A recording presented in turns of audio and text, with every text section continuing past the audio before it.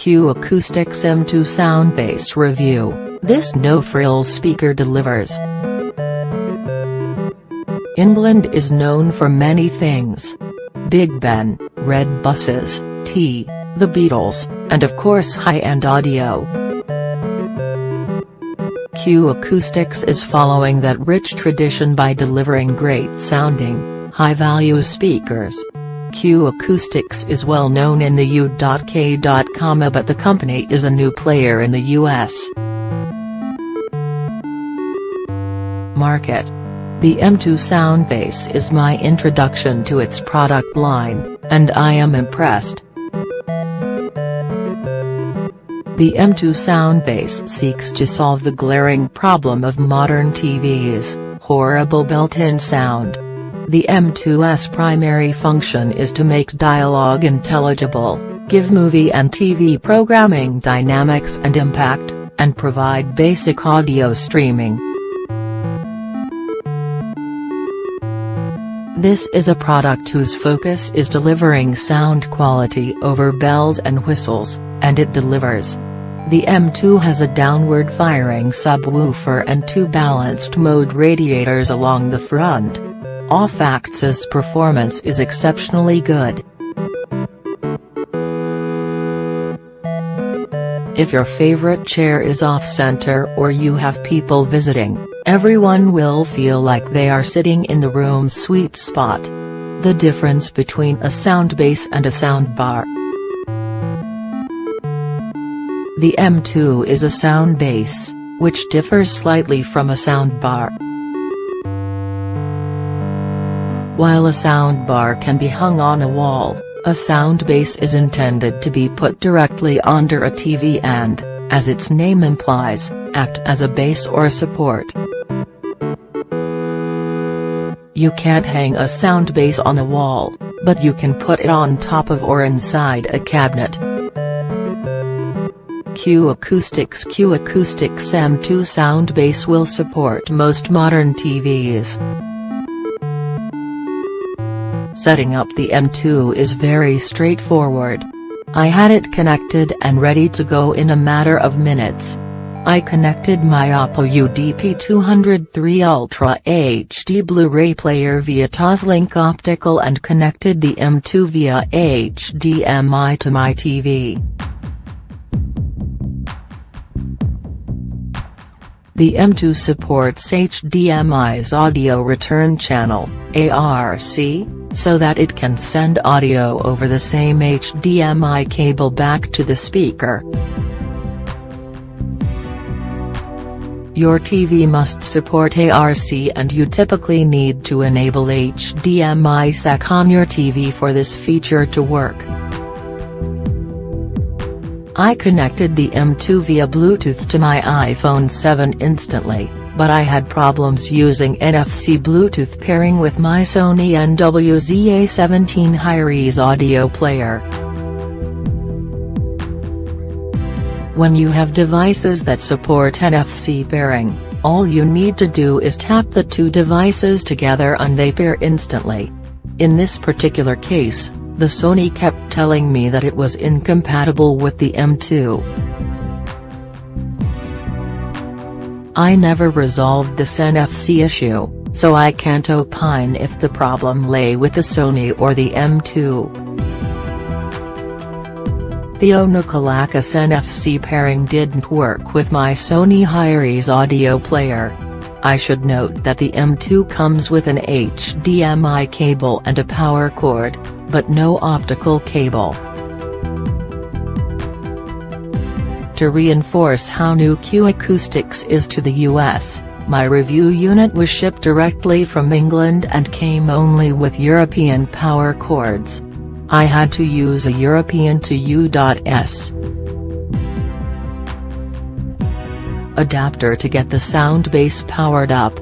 I don't expect that to be the case for US. If you plan to use the M2 as a TV base, it can support most modern TVs of reasonable size. If, however, the TV has outer legs as a stand, the 21.6-inch wide speaker might be too narrow. The M2 comes with a strong assortment of inputs for this price point. You'll find HDMI audio via ARC, Toslink optical, Bluetooth with AAC and aptX codec support, and 2 analog audio inputs, labeled as line-in-1, 3.5mm input, and line-in-2, RCA input. It's very rare to find a soundbar or soundbase at this price point that supports aptX, which delivers near CD quality audio streaming over Bluetooth. The standby button's color changes depending on the input selected. Unfortunately, because the light is on top of the unit, you won't see the color if you're seated. The M2's standby button changes color to show you which input is selected. If you're looking for Wi-Fi or whole home streaming, you'll need to look elsewhere and upwards in price. Something like the Sonos Playbase, perhaps. The M2 also does not come with a subwoofer, and there's no subwoofer output connection nor support for a wireless subwoofer. While most users will be exceedingly happy with the M2's performance and not think twice about it, there will be a smaller percentage who find that the bass just isn't enough. At the end of the day, physics is physics. Q Acoustics boasts that it has designed the M2's pre-amplifier to be smart, dubbing it the Intelligent Pre-amplifier or IP. The IP will automatically turn the unit on and auto-select a source when it detects an active audio signal.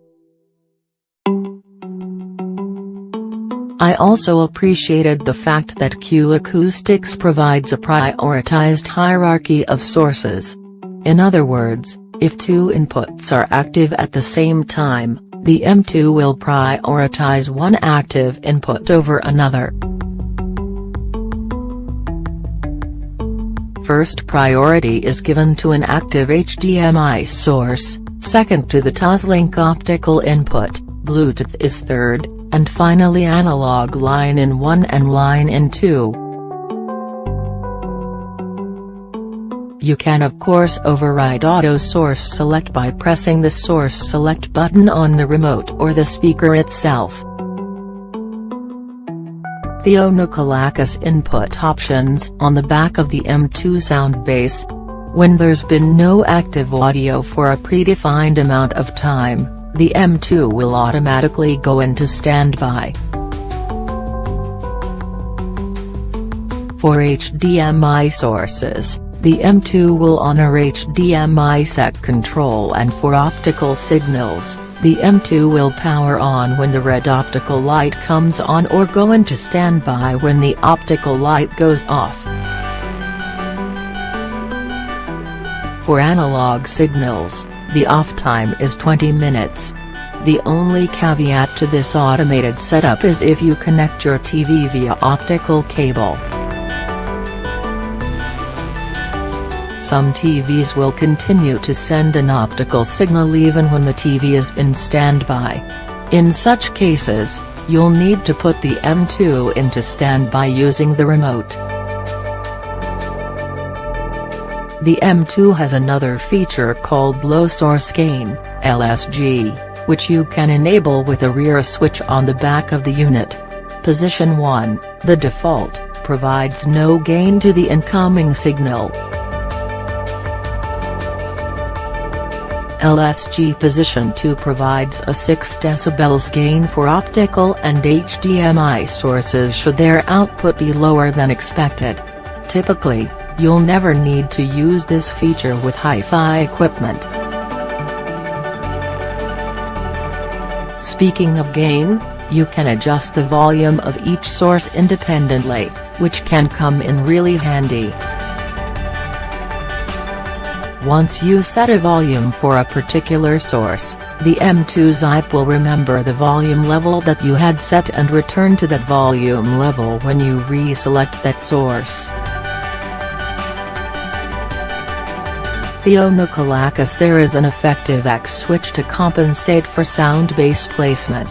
Some commercials sound significantly louder than the program you are watching. Some soundbars and sound bases have a feature to tame these rogue commercials. The M2 does not. The included remote is of the small, half-credit card size variety. Circular buttons are aligned vertically. The remote is not backlit and the small, light printing on each button makes it difficult to see what each button does in dimly lit conditions. These design problems are unfortunately typical of many consumer electronics products, including soundbars at this price point. I wish that the remote was better designed for no-look use. For example, the power toggle button should have been larger and red, the volume buttons could have been a different shape, etc. Thankfully, M2 can be controlled by a satellite, cable, or third-party remote control, so you only have to deal with a single remote. The Q Acoustics full user manual, only available from the Q Acoustics website, takes you through all the steps needed to program the M2 with a universal remote or the typical TV or set-top box remote. Theonocolacus. You get an HDMI cable and remote for accessories. Q Acoustics shipped me European power cords with this early review unit. Basic but effective at compensation. How a speaker sounds depends on its placement. Soundbars and sound bases are no exception. Thankfully, the M2 comes with 3 X settings to help tame typical sonic anomalies based on placement. The on setting is optimal for placing the M2 on top of a cabinet, and plus if the speaker is placed in a large cabinet and in for placement in a small cabinet. It's clear that the X changes the response of the bass and lower mid-range, the same frequencies that can become muddy or boomy when put in a cabinet. The in plus and in attenuate those frequencies to differing degrees. I set up the M2 in my home theater on top of a table. The M2 Soundbase consistently delivered highly intelligible dialogue without any gimmicks or acoustic trickery across a wide range of seating positions in my home theater. I watched and listened to Rogue One, a Star Wars story, and I had no trouble whatsoever understanding every bit of dialogue perfectly. Dialogue engulfed by complex audio objects, such as the crowded market or ambush scenes on Jeddah, Jin before the Rebel Council, or the X-Wing attack on Edu, always came across cleanly, crisply, and didn't have artificial timbre.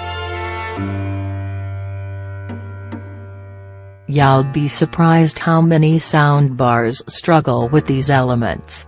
That being said, dynamics are a bit compressed, and you will experience some boxiness, and the bottom end just doesn't dig down really deep. Explosions and other typical movie effects don't have the same impact that you'll find with systems featuring a subwoofer. Those quibbles aside, the M2 was a solid performer throughout. Q Acoustics M2 Soundbase has a metal grille and a Spartan assortment of buttons at the top.